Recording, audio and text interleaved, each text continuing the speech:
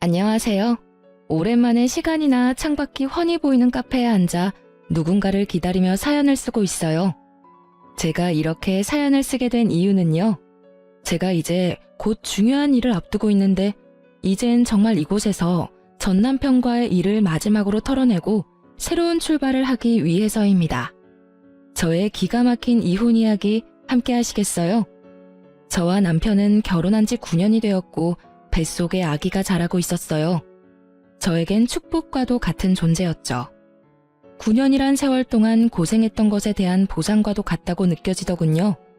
23살, 당시 남자친구였던 남편은 군대를 전역을 하자마자 운 좋게 취업이 되었고 어리고 사랑에 미쳐있던 저는 남편과 서둘러 결혼을 하게 되었죠.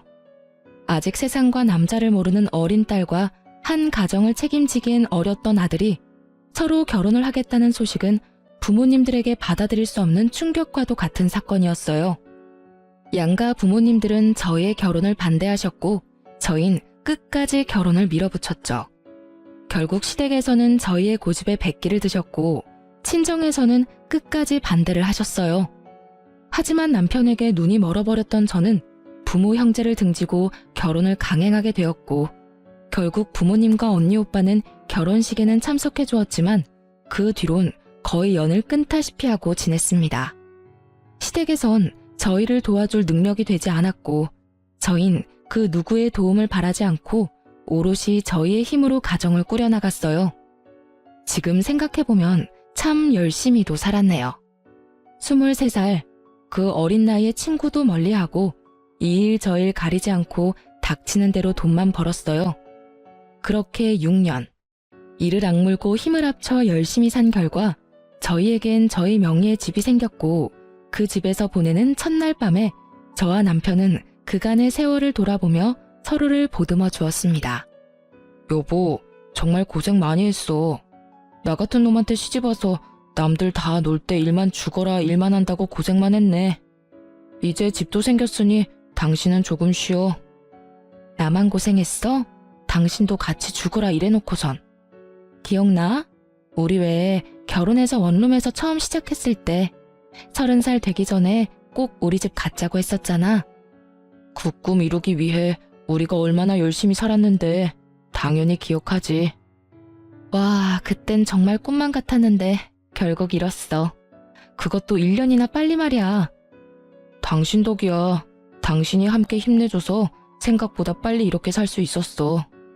그래서 말인데 이제 당신 쉬면서 임신 준비하는 게 좋지 않을까? 임신? 하긴 더 늦어지면 더 힘들겠지? 그럼 이제부턴 마음 편하게 지내면서 몸부터 좀 만들자. 맛있는 것도 많이 먹고 좋은 곳도 다니면서 말이야.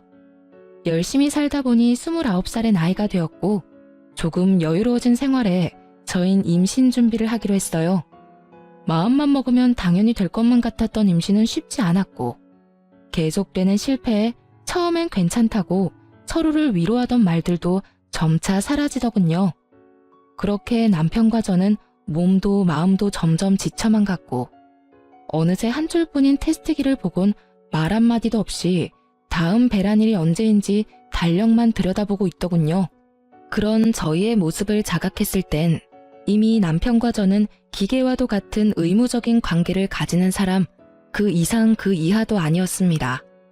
그 당시 임신이란 열심히만 하면 뭐든 다 이뤄낼 수 있다고 믿어 의심치 않던 남편과 저의 신념을 그야말로 산산조각을 내는 것이었고 그랬기에 거듭되는 실패에 더 큰 좌절과 함께 지쳐가게 되었죠. 그렇게 지쳐가던 어느 날 오랜만에 화장대에 앉아 거울을 가만히 보는데 30살도 되지 않은 파릇해야 하는 여자가 아닌 40대는 좋게 되어 보이는 암울한 세상에 찌들 대로 찌든 여자가 앉아있더군요. 안쓰럽더군요. 얼마나 정신없이 살았으면 제 모습이 이렇게 변해가는 동안 거울 한 번 제대로 본 적이 없나 싶은 마음이 들어서요. 그때야 그런 생각이 들었어요. 이렇게 살아서 뭐하나. 이러려고 그렇게 이를 꽉 깨물고 죽어라 열심히만 살았나 하고요. 저요. 결혼하고 그 세월 동안 봄에 피는 꽃도 여름에 우거지는 그늘에서 쉬어본 적도 가을에 예쁘게 물든 단풍잎을 맞아본 적도 겨울에 내리는 첫눈을 넋놓고 바라본 적도 없이 참 열심히만 살았거든요. 그런데 그럴 여유도 틈도 없이 정직하고 열심히 산 결과가 세상 풍파를 다 맞은 모습이라니 너무 서글프더라고요. 그 순간 그간 한 번도 느낀 적 없던 온갖 감정들이 몰려오며 눈물이 쏟아져 나왔어요. 지나간 세월이 후회스러운 건 아니었지만 제가 너무 불쌍해서 눈물이 멈추지 않더라고요. 그렇게 한참을 울고 있는데 어느새 울고 있는 저를 발견한 남편이 다가오더군요. 여보, 울어? 왜 울어? 무슨 일 있어? 그게 무심코 거울을 봤는데 웬 늙은 아줌마 한 명이 나를 보고 있는 거야. 그게 너무 서글퍼지면서 아깝다는 생각이 확 들더라. 얼마나 대단하게 살 거라고 흘러가는 시간도 지나가는 계절도 즐기기는커녕 느낄 새도 없이 다 보내버렸는지. 당신은 아깝지 않아? 나만 이렇게 서글프고 아까운 거야? 말을 마친 저는 목을 놓아 울어버렸고 그런 저를 남편이 꼭 안아주며 이렇게 말하더군요. 여보, 이제 우리 다 내려놓고 우리만을 위해서 살자. 아기 가지려고 노력하는 것도 그만하고 그냥 우리만 생각하면서 지내자. 평소에 저였다면 아니라고 괜찮다며 다시 잘 준비해보자고 했을 텐데 그때 전 많이 지쳐 있었고 더는 힘을 낼 여유조차 남아있지 않아 남편에게 알겠다고 했어요.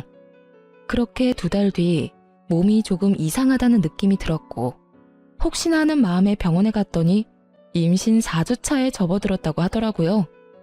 그때 그 행복감과 기쁨은 아직도 기억에 생생해요. 남편 역시 눈물까지 흘리며 행복해했고 그렇게 저와 남편은 이제 행복할 일만 남았다고 서로에게 말해주었습니다. 하지만 그 영원할 것만 같던 행복도 오래가지 않더군요. 전 입덧이 다른 사람보다 심한 편이었는데 구역질이나 먹지 않으면 허기짐에 구역질이 나고 먹으면 속이 더부룩해 변기통을 안고 살아야만 했죠. 계속되는 입덧에 회사 생활이 제대로 될 리가 없었고 자연스럽게 동료들에게 민폐만 끼치게 되었어요. 결국 전 휴직을 하기로 했고 집에서 휴식을 취하며 입덧을 견뎌내고 있었어요. 제대로 먹지는 못하고 토하는 생활이 반복되자 몰골은 말이 아니었지만 다행스럽게도 아기는 건강하게 잘 자라고 있다고 하니 그나마 다행이라고 생각하며 그 힘든 날들을 견디며 지내고 있었죠. 전 하루가 다르게 수척해져갔고 이윽고 거울에 비치는 제 모습조차 보기 싫은 지경이 돼버리더군요. 상황이 그렇게 되자 남편 역시 저를 멀리하는 것이 느껴지더라고요. 처음엔 입덧으로 고생하는 저를 안쓰러워하던 남편이었는데 어느 순간부턴 제가 화장실을 가려고 일어서기만 해도 한숨을 쉬는 지경이 되어버렸어요. 전 남편의 다정스러운 눈빛을 본 적이 언제인지 기억도 나지 않았고 투명스러운 눈빛과 함께 남편의 핀잔이 계속되고 있었어요. 얼굴이 도대체 그게 뭐야? 로션은 안 바르는 거야? 푸석푸석해서는. 아무리 입덧 때문에 힘들다고 그래도 사람 몰골이 그게 뭐야? 그거 알아? 당신 보고 있으면 내가 다 서글퍼진다고. 이런 식의 핀잔은 말끝마다 이어졌고 다른 것도 아닌 임신 때문에 혼자 고생하는 저에게 이런 언행으로 대하는 남편을 보며 섭섭한 적이 한두 번이 아니었어요. 하지만 남편 역시 회사 생활로 많이 힘들어서 그럴 거라며 이해해주며 남편과 싸우지 않으려고 많이 노력했어요. 사실 싸울 힘도 없긴 했고요. 그러던 어느 날 유난스럽게 입덧이 심한 날이었는데 그날따라 생전 좋아하지도 않았던 요거트가 너무 먹고 싶은 거예요. 얼마나 먹고 싶은지 눈물이 다 나려고 해 전 배달 어플을 이용해 요거트를 시켜 먹게 되었고 그 결과는 참담했습니다. 그토록 눈물나게 먹고 싶었던 요거트를 한 입 먹는 순간 속이 마구 울렁이기 시작하는데 참아보려 해도 도저히 참아지지 않았고 그대로 전 화장실로 뛰어가 또다시 다 개워내게 되었어요. 그렇게 한바탕 개워내고 나오니 미간을 잔뜩 찌푸린 남편이 이렇게 말하더군요. 진짜 그렇게 다 토해낼 거면 차라리 굶어. 돈 아깝게 그게 뭐 하는 짓이야? 그 말을 듣는데 전 그야말로 폭발하고 말았어요. 그게 나한테 할 말이야? 내가 일부러 토해? 내가 토하고 싶어서 토하냐고. 나도 그냥 맛있게 먹고 싶어. 그런데 그게 안 되는 걸 어떻게 해? 당신이 이런 내 심정을 알아? 그냥 가만히 앉아 있어도 놀이기구를 타고 있는 기분이야. 비포장도로를 끊임없이 달리는 차 안에 갇힌 기분이라고. 저 역시 그 당시 몸도 마음도 힘든 상황이었기에 남편의 모진 말들을 참을 수가 없었고 그렇게 한바탕 쏟아내는데 갑자기 배에서 감당할 수 없는 고통이 느껴지더군요. 저는 배를 잡고 소리를 지르며 고꾸라졌고 놀란 남편은 저를 집에서 가까운 곳에 있던 대학병원으로 데리고 갔어요. 병원으로 가는 내내 아기만 무사하기를 빌고 또 빌었고 병원에 도착해 진료를 해본 결과 천만다행으로 아기는 무사하다고 하더라고요. 하지만 제 몸이 너무 약해져서 병원에서 며칠 안정을 취하며 경과를 봤으면 좋겠다라는 의사 선생님의 권유대로 전 입원을 하게 되었고 남편은 편히 지내라며 1인실을 잡아주었죠. 그렇게 전 병실에 누워 눈을 감고 있었어요. 잠은 오지 않았지만 이런저런 일들로 인해 많이 지쳐있던 터라 눈꺼풀조차 무겁게 느껴져 눈을 뜨고 있기도 힘이 들었거든요. 한참을 잠들지 않은 채 눈을 감고 있는데 병실로 남편이 들어오더니 제 손을 잡고 숨죽여 울기 시작하더군요. 저는 내심 남편이 최근에 말은 모질게 했지만 아직 절 많이 사랑하고 있다는 생각이 들었고 많이 놀랐을 남편을 안심시키기 위해 괜찮다는 말로 남편을 달래주려고 했어요. 그런데 그 순간 남편의 입에서 믿지 못할 말들이 나오고 있더라고요. 여보, 미안해. 정말 미안해. 나 사랑하는 여자가 생겼어. 믿을 수가 없었어요. 사랑하는 여자가 생겼다뇨. 저와 남편이 함께한 세월이 얼만데 그동안 함께한 고생이 얼만데 이제서야 임신도 하고 살만해졌는데 이제와 저 말고 사랑하는 여자가 있다니 정말 믿을 수가 없더군요. 내가 이런 마음 품는 것 자체가 여보한텐 너무나도 큰 상처이고 배신인 걸 너무 잘 알지만 이미 그 여자한테 가버린 마음이 너무 커서 내 뜻대로 되지가 않아. 나 어떻게 해야 해? 내가 어떻게 해야 할까? 난 천벌받을 거야 정말. 말을 마친 남편은 계속해서 울고 있었고 전 저도 모르게 반사적으로 남편의 손을 있는 힘껏 잡아버렸어요.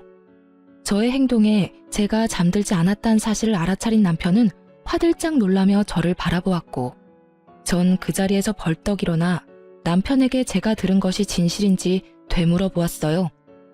이게 다 무슨 소리야? 사랑하는 여자가 생겼다니. 당신 이게 다 정말이야? 숨도 제대로 쉬지 못하고 쏟아내는 저의 물음에 남편은 눈물을 떨구며 이렇게 말하더군요. 다 사실이야. 당신한텐 정말 미안한데 나 사랑하는 사람이 생겼어. 남편의 눈물겨운 고백을 듣고 있는데 참 할 말이 없더라고요. 저는 아무 말도 하지 못하고 있었고 그렇게 정막만이 병실을 가득 채우고 있었죠. 그렇게 얼마나 지났을까요? 저는 여전히 고개를 숙인 채 저를 보지도 못하고 있는 남편에게 물었어요. 그래서 어떻게 하고 싶은 건데? 어떻게 하고 싶길래 당신 입으로 다 밝힌 거야? 그게 당신이랑 이혼하고 그 사람이랑 살고 싶어. 나 이제 그 사람 없이는 안 될 것 같아. 이렇게 말하는 와중에도 남편은 울고 있었고 전 피해자라도 되는 양 우는 남편에게 소리를 질러버렸어요. 울지도 마. 난 지금 당신 우는 꼴도 역겨워서 죽을 것만 같으니까 울지도 말라고. 뭐? 그 사람 없이는 안 될 것 같다고? 지금 그런 말을 나한테 하면서 울고 싶어? 울고 싶은 사람이 누군데? 당신이 피해자라도 되는 것처럼 울긴 왜 울어? 결혼 생활 내내 저의 이런 모습을 본 적 없었던 남편은 깜짝 놀라 아무 말도 못하고 있더군요. 전 벙어리가 되어버린 남편의 멱살을 잡고 흔들며 절규를 하기 시작했어요. 이 미친놈아, 이혼을 하고 싶다고? 그러면 뱃속 아기는? 나는 둘째치고 뱃속의 아기는 어떻게 할 거냐고. 네가 이러고도 인간이야? 네가 이러고도 사람이냐고. 저의 절규는 계속되었고 남편은 여전히 아무 말도 하지 못하고 있더라고요.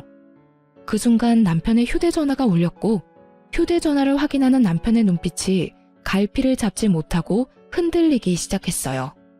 전 직감적으로 상간녀라는 것을 알았고 제가 그 자리에서 죽는 꼴을 보기 싫다면 당장 전화를 받으라고 했어요. 제 말에 남편은 망설이는 듯 하더니 통화 버튼을 눌렀고 그 순간 저는 남편의 휴대전화를 빼앗아 스피커 버튼을 눌러버렸어요. 자기야, 놀라지 마. 나 임신했어. 테스트기가 두드리길래 병원에 가보니까 임신이래. 나 너무 좋아서 눈물이 다 나는 거 있지? 어쨌든 나 지금 집인데 빨리 좀 와줘. 상간녀는 울고 있더군요. 환희에 찬 기쁨의 눈물을요. 상간녀의 임신 소식이 병실을 가득 메우고 남편의 얼굴엔 순간이었지만 화색이 돌더군요. 하지만 그것도 잠시 남편은 제 눈치를 살피며 표정이 굳어져 갔고 상간녀의 빨리 와달라는 말과 함께 전화는 끊겨버리고 말았어요. 다시 찾아온 정막. 남편은 안절부절 못하며 제 눈치를 살피기 바쁘더니 조심스럽게 입을 떼더라고요. 여보, 나 잠시만 나갔다 올게. 진짜 아주 잠시면 돼. 조심스러운 말과는 달리 행동은 재빨랐고 빠르게 사라지는 남편의 뒷모습을 보며 전 그 자리에서 쓰러지고 말았습니다. 다시 정신을 차려 눈을 떴을 땐 혼자였고 제가 일어난 것을 확인한 간호사분이 담당 의사 선생님을 불러오시더군요. 산모님, 괜찮으세요? 정신이 드세요? 그 걱정스러운 눈빛과 물음들을 듣는 순간 눈물이 터져 나왔고 전 괜찮다는 말도 하지 못한 채 울어버렸습니다. 그 와중에도 다행인 건지 불행인 건지 아기는 무사했고 전 이 모든 상황들을 저와 함께 해준 아기를 지키기로 했어요. 물론 저 혼자서요. 남편과의 이혼은 피할 수도 피할 마음도 없었기에 저는 마음을 단단히 먹기로 했어요. 제가 첫 번째로 한 일은 흥신소를 통해 상간녀를 알아보는 일이었어요. 남편이 꽁꽁 숨기고 있는 그 여자가 어떤 여자인지 궁금해 미칠 지경이었으니까요.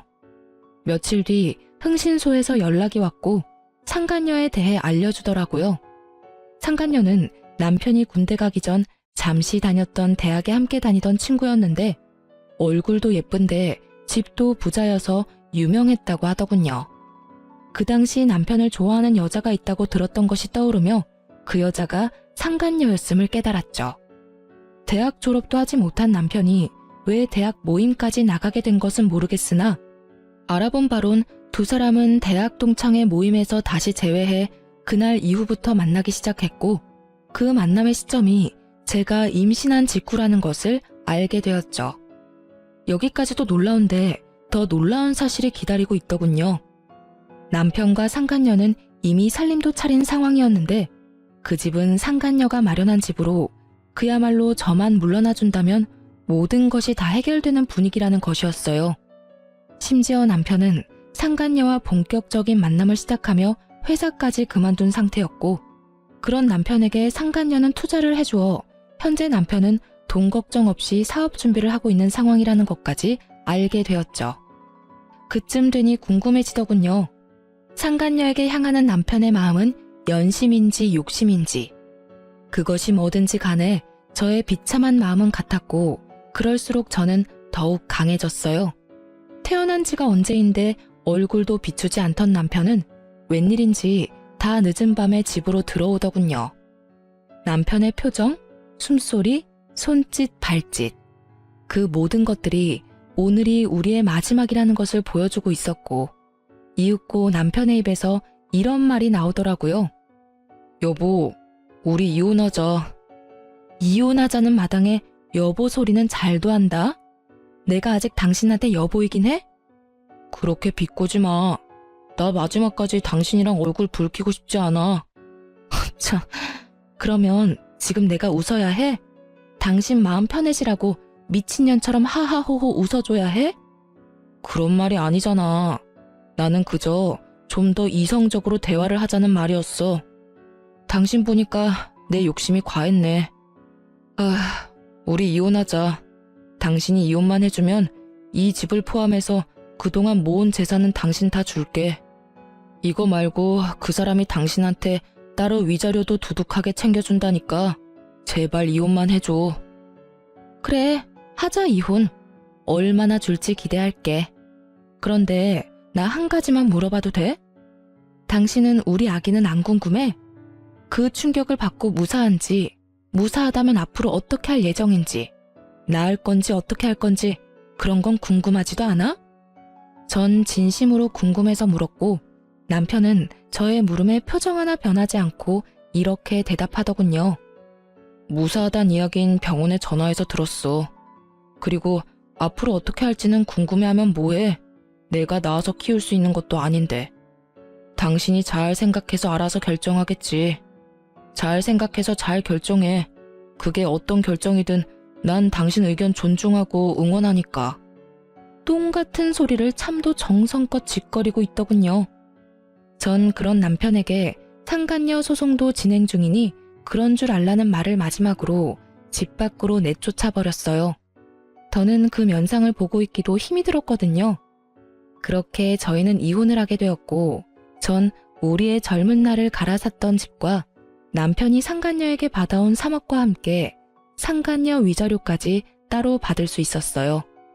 이혼이 확정된 날, 전 계획했던 대로 상간녀의 본가로 찾아가 상간녀의 아버지를 만났습니다. 조사를 통해 알아본 바론 상간녀의 부모님은 전 남편이 유부남이었던 사실을 모르고 있었고 받을 거 다 받아낸 저는 상간녀가 밖에서 무슨 짓거리를 하고 다니는지 그 부모님께 다 알릴 계획이었던 거죠. 예상대로 저의 폭로에 상간녀의 아버지는 노발대발 난리가 났지만 비교적 상간녀의 어머니는 차분한 것으로 보아 대충 알고 있었던 눈치 같더라고요. 누구신데 우리 딸에 대해 할 말이 있다고 하시는 건지요? 아, 제 소개가 늦었네요. 전 지금 따님이 만나고 있는 남자의 본차입니다. 정확히는 전부인 되겠네요. 오늘 이혼 확정이 났거든요. 네? 이혼이라니? 그럼 그 남자가 유부남이었단 말입니까? 우리 딸을 속였던 건가요? 아니요. 따님을 속인 것이 아니라 따님과 제 남편이었던 작자가 서로 불륜을 저질렀어요. 그래서 제가 물러나게 되었고요. 제 딸이 유부남인 걸 알고도 만났단 말입니까? 아니, 그럴 리가. 혹시 집을 잘못 찾아오신 거 아닌가요? 우리 딸이 만나는 남자가 있긴 합니다만 딸이 임신해 곧 결혼할 예정입니다. 유부남이 도대체 무슨 생각으로 처녀를 임신시키겠습니까? 전 끝까지 제 말을 믿지 못하는 상간녀의 아버지에게 두 사람의 다정한 모습이 찍힌 사진을 내밀어주며 말했습니다. 보시면 아시겠지만 따님 맞습니다. 참고로 제 뱃속에도 아기가 자라고 있는데 그것도 따님이 다 알고 있다고 하더군요. 참 웃기는 상황 아닌가요? 조강지처 뱃속에 있는 아기는 버려도 상간녀 뱃속에 있는 아기는 지키겠다는 그 꼴이요. 그러니 제가 어쩌겠어요? 물러서 줘야죠. 에휴, 그래서 원하는 게 뭡니까? 여기까지 찾아와서 이런 말 하는 거 보면 원하는 게 있을 텐데요. 그저 부모님께서도 자기 딸이 밖에서 어떤 짓거리를 하고 다니는지, 그 짓거리 덕분에 제 가정이 어떻게 망가졌는지 다 아셔야 할 것 같아서 찾아왔어요. 아, 굳이 원하는 게 있다면 따님을 좀 꾸짖어 주시면 좋을 것도 같네요. 자기네들끼리야 하늘 아래 둘도 없는 사랑이네 뭐네 곱게들 포장하지만 엄연히 죄잖아요, 불륜이라는 게. 그러면 따님 교육 제대로 해주세요. 갑자기 찾아와서 죄송했습니다.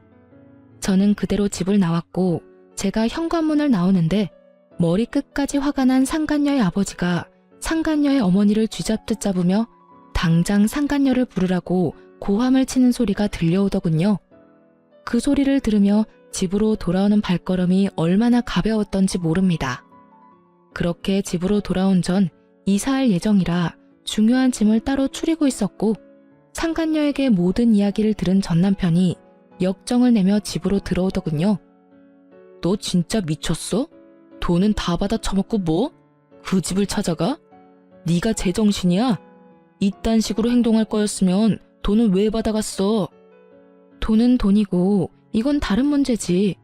그 부모들도 알아야 하지 않겠어? 하나뿐인 외동딸이 밖에서 무슨 짓거리를 하고 돌아다니는지. 그래야 자식 교육을 똑바로 하지. 그래도 이건 너무하잖아. 꼭 이렇게까지 해야 했어? 군말 없이 이혼해줬는데 이 정도도 하면 안 돼? 너 때문에 지금 그 사람 아빠한테 붙잡혀서 질질 끌려갔어. 어쩔 거야? 어쩌긴 뭘 어째. 눈물이라도 흘려줘? 그거 참 안 됐다고 위로라도 해줄까? 그런 걸 원하니? 진짜 너 하여튼 오늘 일 때문에 그 사람 뱃속에 있는 아기라도 잘못됐다간 가만 안 있을 테니 그런 줄 알아? 전 남편은 악에 바친 듯 이를 꽉 깨물며 저에게 말했고 그런 전 남편의 모든 것이 어이가 없더군요. 그래서 전 어느새 꽤 나온 저의 배를 보여주며 이렇게 말했습니다. 이건 안 보여? 내 배는 안 보이냐고. 이 아기도 당신 아기야. 당신은 정말 이 아기는 보이지도 않는 거야? 저는 전 남편을 향해 목이 터져라 외쳤지만 전 남편은 그런 저에게 시선조차 주지 않았고 전 참지 못하고 전 남편의 뺨을 내리쳐버렸어요. 썩 꺼져. 빨리 꺼지라고. 앞으론 2번 다시 그 어떤 일로도 찾아오지 마. 한 번만 더 찾아오는 날엔 당신하고 그 여자 얼굴 온 세상이 알도록 인터넷에도 다 퍼뜨려버릴 테니까. 알겠어? 제 말에 남편은 저를 한번 흘겨보곤 나가버렸고 그 후론 전 남편이 찾아오는 일은 없었습니다. 한바탕 소란이 지나간 후 기다리고 기다리던 이삿날 아침이 되었고 제 소식을 어떻게 안 것인지 그간 연락을 끊고 살았던 엄마와 언니 그리고 오빠까지 집으로 찾아왔더군요. 저를 본 엄마는 저의 등짝을 때리며 우셨고 그런 엄마를 언니와 오빠는 말려주며 그저 저를 꼭 안아주었습니다. 이거사, 이게 뭐야 도대체? 그러게 그렇게 말렸거늘 고작 이런 꼴이나 당하려고 이런 꼴이나 보이려고 가족들 다 버리고 나갔던 거야? 엄마, 그러지 마. 막내 임신 중이라잖아. 배 안 보여? 그래 엄마, 진정 좀 해. 몇 년 만에 보는 건데 애를 때리긴 왜 때려? 9년 만에 듣는 가족들의 목소리에 하염없이 눈물이 나더군요. 많은 감정이 섞인 눈물이었지만 가장 큰 감정은 당연히 미안함이었어요.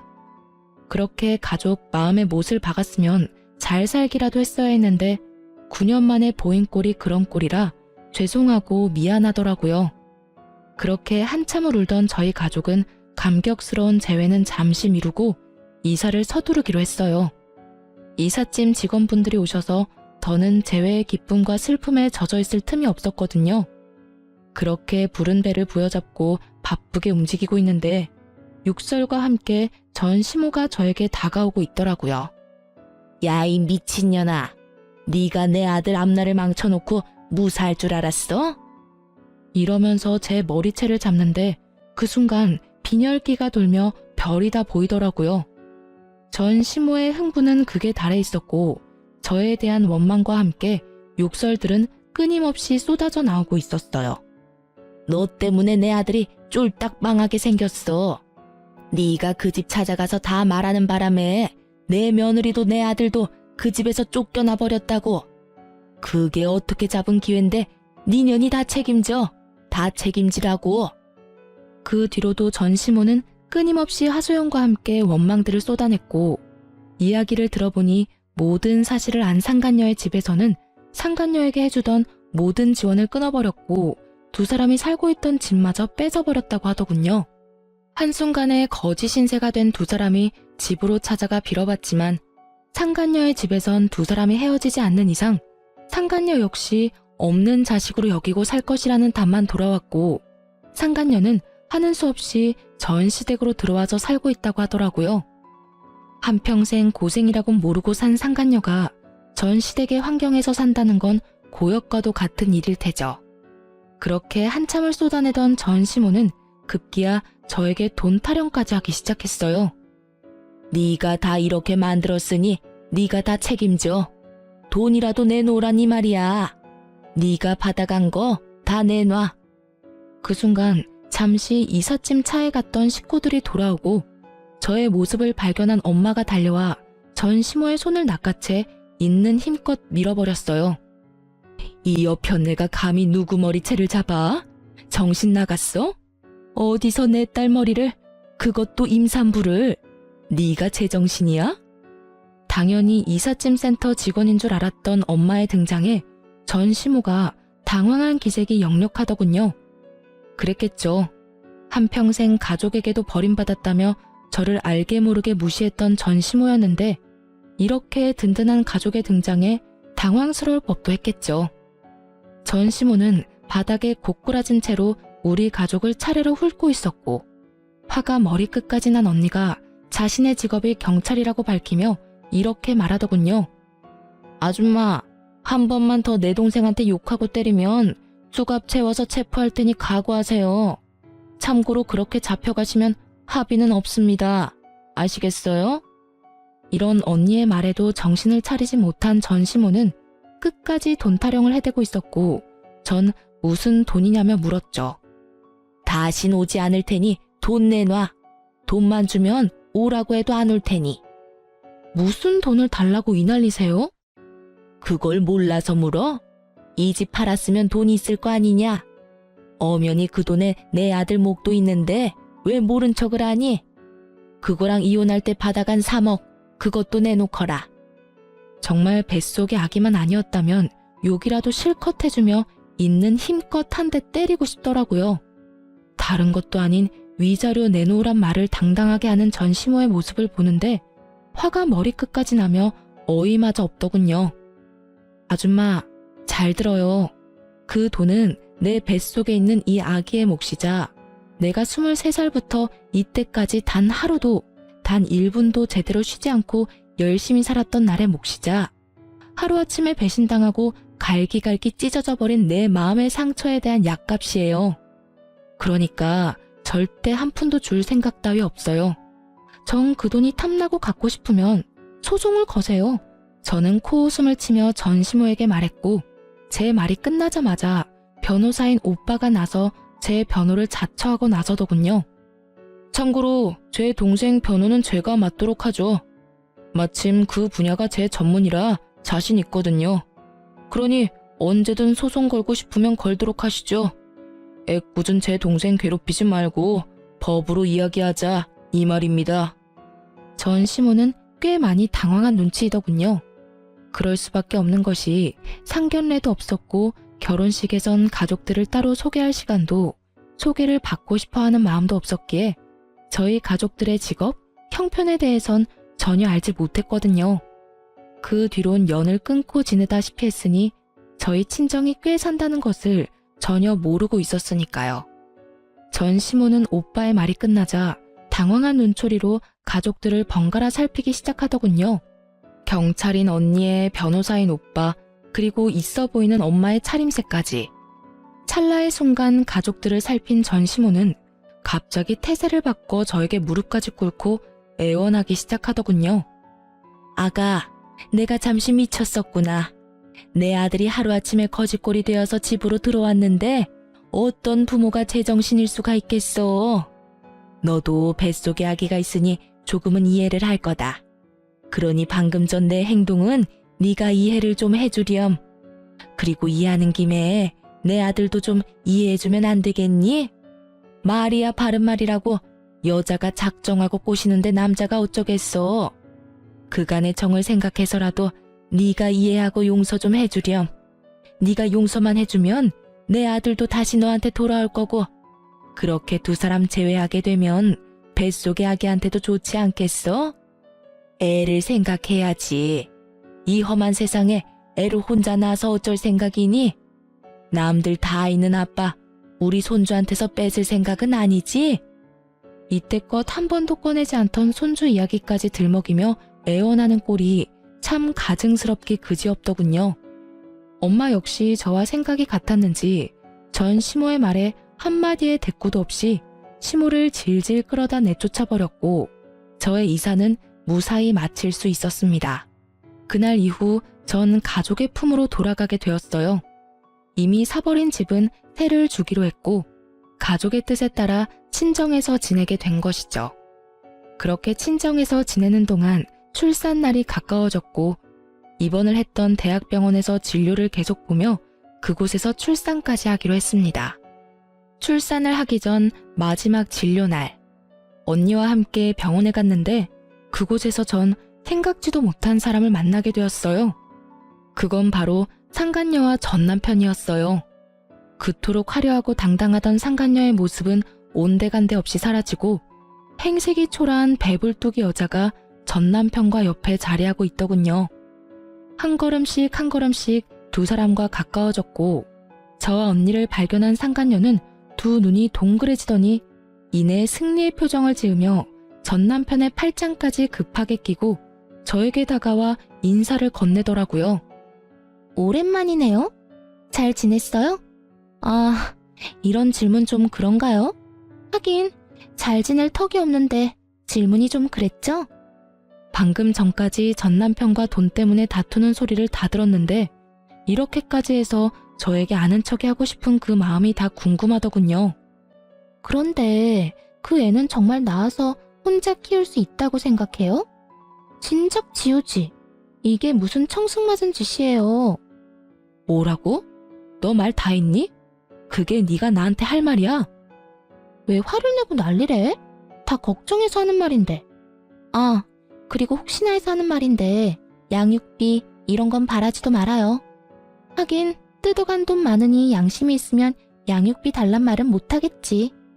상간녀는 어떻게 해서든 제 속을 긁고 싶어 안달인 듯 했으나 전 도발에 더는 넘어가지 않았고 상간녀를 위아래로 훑어주며 이렇게 말했습니다.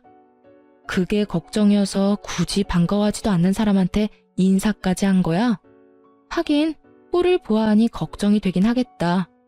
양육비 줄 능력도 처지도 안 되니까 말이야. 나 양육비 달라는 말 할 생각도 없으니까 그런 걱정은 넣어두고 사랑으로 가진 애 잘 낳아서 찢어지게 가난한 집에서 잘 키워봐. 난 댁들 덕분에 가족도 다시 만나 잘 지내고 돈도 많아서 양육비 걱정은 없거든. 제 말에 상간녀는 미간을 찌푸리는가 싶더니 이내 코웃음을 치며 비아냥대기 시작하더군요. 참 좋기도 하겠네요. 남편도 뺏겨서 애도 혼자 낳고 혼자 키워야 하는 마당에 좋다고 웃는 꼴이 참.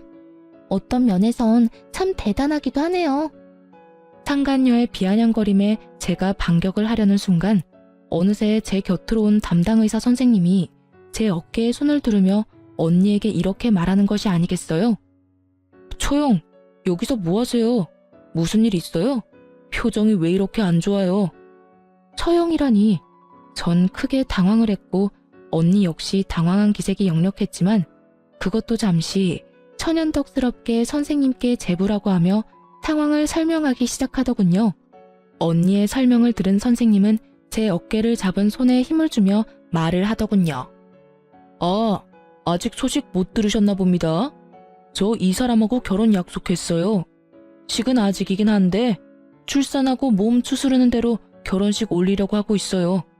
원하신다면 청첩장 나오는 대로 보내줄 테니 와서 자리를 빛내주는 것도 좋을 것 같네요. 언니 못지않게 선생님은 천연덕스럽게 연기를 펼쳤고 선생님의 말에 이때껏 입 한 번 떼지 않고 있던 전 남편이 저를 향해 말을 하더군요. 여보, 이게 다 사실이야? 당신 이 남자랑 결혼했어? 혼인신고라도 한 거야?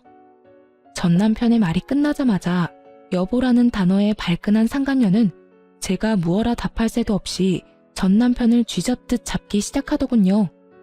당신 지금 뭐라고 했어? 여보? 누구 보고 지금 여보라고 하는 거야? 상간녀의 말에 전 남편은 그제야 자신이 어떤 단어를 썼는지 자각한 듯 새하얗게 질린 얼굴로 말까지 더듬더라고요. 아니 그게 습관적으로 나도 모르게 튀어나왔어. 그걸 지금 말이라고 해? 당신은 아직도 저 여자하고 결혼한 사이라고 착각하는가 봐. 아니, 저 여자랑 다시 살고 싶기라도 한 거야? 무슨 말을 또 그렇게 해. 실수라고 했잖아. 실수라고? 그래, 그건 실수라고 치자. 그런데 당신이 왜 저 여자가 결혼한 사실에 화를 내? 왜 간섭하냐고. 그건 나도 놀라서 그랬지. 당신 지금 너무 흥분했어. 진정 좀 하고 진료나 보러 가자. 예약 시간 다 됐어. 지금 내가 진료 보게 생겼어? 당신 같으면 이 기분에 진료가 보고 싶겠냐고. 내가 누구 때문에 이 모양 이 꼴로 살고 있는데, 내가 왜 이런 거지 꼴로 살고 있는데, 당신 하나 보고 다 버리고 와서 이렇게 사는 난 신경도 안 쓰면서 전부인이 재혼한 사실이 그렇게 신경 쓰여? 상간녀는 악을 쓰며 남편을 닥달했고 그런 상간녀의 말이 지긋지긋하다는 듯 전 남편은 짜증을 섞으며 답을 하더군요. 내가 당신한테 가족 버리고 나한테 와달라고 했어? 당신이 좋아서 다 버리고 나한테 와놓고 왜 또 그런 말을 하는 거야? 지겹지도 않아? 무슨 일만 일어났다 하면 이 모양 이 꼴 타령하는 거? 나야말로 누구 때문에 그 좋은 회사까지 그만두고 이 모양 이 꼴이 됐는데 다 당신이 투자해준다고 해서 이렇게 된 거잖아. 두 사람은 급기야 언성까지 높이며 싸우기 시작했고 그 광경을 지켜보던 선생님은 제 손을 진료실로 이끌며 이렇게 말했어요. 우린 이만 들어가요. 이런 난장판은 뱃속의 아기한테 좋지 않아요. 얼른요. 그렇게 선생님의 손에 이끌려 진료실 의자에 앉은 전 어리둥절했고 이내 간호사 선생님이 들어오셔 두 사람이 난동에 가까운 싸움을 하다 결국 병원에서 쫓겨났다고 하더군요. 그 만남을 마지막으로 전 다신 그 사람들을 만나기는커녕 소식조차 들을 수도 없었습니다. 그렇게 정말 전 남편과의 모든 것이 끝이 나고 전 무사히 출산했습니다. 출산 이후 전 제 소중한 보물을 안겨주신 선생님께 보백받게 되었어요. 사실 병원에 처음 와 전 남편의 외도 사실을 알게 되었을 때 걱정스러운 눈빛으로 절 위로해준 그 선생님이 저의 담당 선생님이었고 선생님의 말에 의하면 그날부터 제가 신경이 쓰였다고 하더군요. 처음엔 그저 제가 불쌍했다고 했어요. 불쌍해서 눈길이 더 가고 마음이 더 쓰였다고요. 그래서 진료를 볼 때도 더욱 신경을 써주었고 제가 배가 심하게 뭉쳐 병원에 갑자기 왔다는 연락이라도 받을 때면 그게 언제든 어디에 있든 병원으로 뛰어와 제 진료를 봐주셨다고 하더라고요. 그렇게 측은심에 제가 눈에 밟혔는데 그 측은심이 어느 날부턴 저를 지켜주고 싶고 제가 보고 싶어졌다며 저를 좋아하는 것 같다고 마음을 고백해 오더군요. 지금 당장 대답해달라는 건 아니에요. 지금 상황이 좋지 않다는 것도 알고 저한테 신경을 쓸 틈도 없다는 거 누구보다 잘 아니깐요. 그냥 제가 곁에서 맴돌 테니 그것만 막지 말아주세요. 그렇게만 해준다면 저는 언제까지고 기다릴 수 있어요. 그저 저를 지켜봐 주세요. 처음엔 그냥 아무런 대답도 하지 않고 무시했던 것 같아요. 전 남편에 대한 상처가 크기도 했지만 무엇보다 큰 이유는 염치가 없어서였어요. 애 딸린 이혼녀와 총각인 대학병원 의사 선생님이라니 거부할 염치조차도 없더군요. 하지만 선생님은 저를 포기하지 않았고 부담스럽지 않게 저의 곁을 지키면서 제 아들조차 사랑으로 품어주고 있더라고요. 그렇게 4년을 한결같이 저와 제 아들을 지켜준 선생님께 마음의 문을 열게 되었고 선생님은 저의 남자친구가 되었어요. 그리고 곧 저는 저와 아들을 세상 누구보다 사랑해주는 남자친구와 결혼을 할 예정이에요. 말이 씨가 된다고 하더니 전 남편과 상간녀 앞에서 저와 결혼한 사이라고 거짓말을 하던 모습이 엊그제 같은데 그 결혼이 현실이 되었지 뭐예요? 남자친구의 말론 그때 자신의 마음을 확신했다고 하더군요. 물론 예비시댁에서도 저와 아들을 많이 아껴주세요. 처음 저의 이야기를 남자친구에게 들었을 땐 걱정이 많으셨다고 하시더군요. 아무래도 그럴 수밖에 없는 상황이긴 했죠. 온 정성을 다해 사랑으로 키운 아들이 어느 날 갑자기 사랑하는 여자가 생겼다고 해서 누구보다 기뻐하셨는데 그 여자가 이혼녀인 것도 모자라 갓난아기까지 있다고 하니까요. 어떻게든 설득을 해보려 했지만 남자친구는 흔들리지 않았고 일단 얼굴이나 보자 하는 마음으로 저를 만나러 나오셨다고 하셨어요. 그렇게 저를 처음 만난 날 저와 예비 시부모님은 많은 이야기를 나눴고 헤어지는 순간에 제 손을 잡아주시며 이렇게 말씀해 주시더군요. 사실 오늘 이 자리 나올 때까진 좋은 말로 설득해서 헤어지게 만들 생각이었어. 생각 있는 여자라면 헤어질 테니 말이야. 그럴 생각으로 나온 자리인데 막상 만나서 이야기 나눠보니 우리 애가 왜 그렇게 매달렸는지 알 것 같네. 앞으로 우리 아들이랑 잘 지내줘. 그렇게 잘 지내다가 우리 가족으로 와주면 더 좋고. 이렇게 말씀해 주시는데 얼마나 많이 울었는지 몰라요. 그 마음이 너무나도 감사하고 또 그 감사한 마음이 드는 것이 염치도 없어서요. 제가 자식을 키워보니 알겠더라고요. 그것이 얼마나 큰 결정이었는지. 그래서 저도 그런 마음을 저버리지 않게 열심히 노력해 보려고 합니다. 제가 사연 처음에 말씀드렸었죠? 누군가를 기다리며 사연을 쓰고 있다고. 그 기다리던 사람이 다름 아닌 남편과 제 아들입니다. 저를 여기에 앉혀두곤 장난감을 사러 간다고 나간 두 사람인데 이 긴 사연을 쓸 때까지 돌아오지 않고 있네요. 아마 모르긴 몰라도 장난감을 사러 간 두 사람은 장난감 가게를 살 태세로 쇼핑을 하고 있는 모양이에요. 가끔 이럴 때가 있어 제가 두 사람을 잡으러 간 적이 한두 번이 아니거든요. 전 이만 인사를 드리고 가봐야 할 것 같아요. 마지막으로 저의 지옥 같던 세월을 여기에 털어버렸으니 이제 저도 행복하게 새로운 인생을 살 수 있겠죠? 어쨌든 지금 두 남자의 과분한 사랑을 받으며 행복하게 잘 살고 있으니 여러분도 제 걱정보단 앞날에 대한 응원을 부탁드리며 전 이만 물러가 볼게요. 긴 이야기 들어주셔서 감사합니다.